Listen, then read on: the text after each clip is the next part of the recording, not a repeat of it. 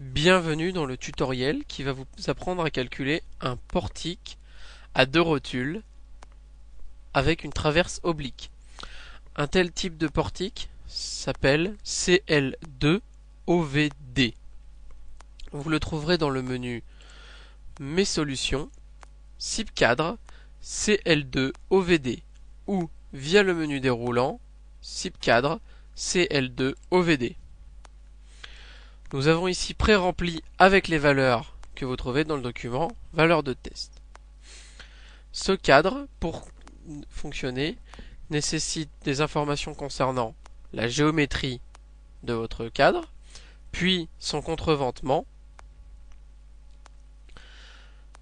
les caractéristiques des matériaux choisis, les différentes contraintes climatiques qui vont s'appliquer à votre structure, les caractéristiques du bois et des assembleurs choisis. Ici, en l'occurrence, pour les assembleurs, ce seront des boulons.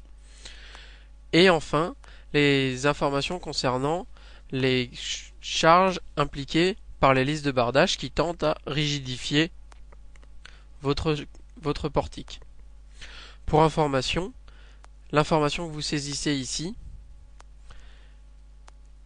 n'est pas forcément celle prise en compte dans le calcul, car si jamais la valeur calculée est inférieure à l'information que vous avez saisie, ce sera l'information que vous avez saisie qui sera prise en compte pour le calcul.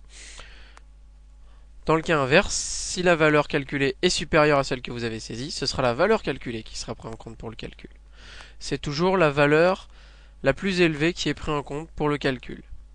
À noter, comme d'habitude, que les données numériques sont séparées ici par des points et non par des virgules.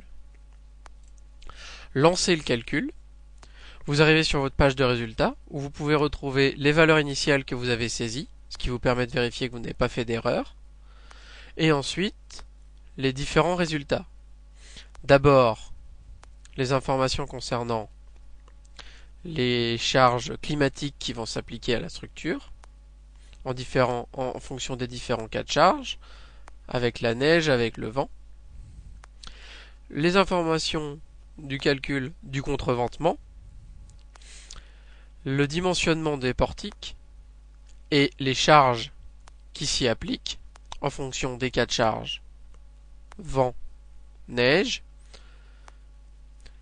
Et enfin, les dimensionnements des poteaux avec les différentes forces qui s'y appliquent, pour finir par le volume de votre structure et les déformations qui s'appliquent sur certains points particuliers.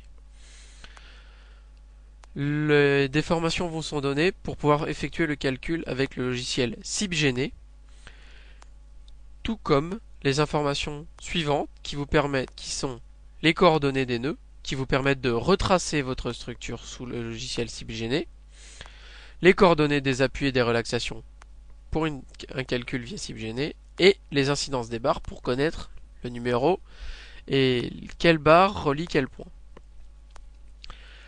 Grâce à cela, la dernière information que vous donne ce logiciel sont les sections avec l'épaisseur de chaque barre, la retombée de chaque barre, et les sections et l'inertie de chaque barre étant celle définie dans le tableau précédent.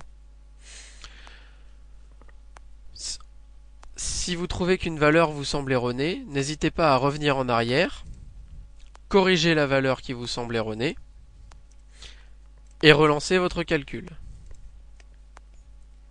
Vous retomberez sur votre page de résultats, et vous pouvez le faire indéfiniment, jusqu'à temps que votre résultat vous satisfasse. Une fois que vous avez atteint le résultat voulu, vous pouvez imprimer en cliquant ici. Vous aurez alors l'ensemble des informations que vous avez saisies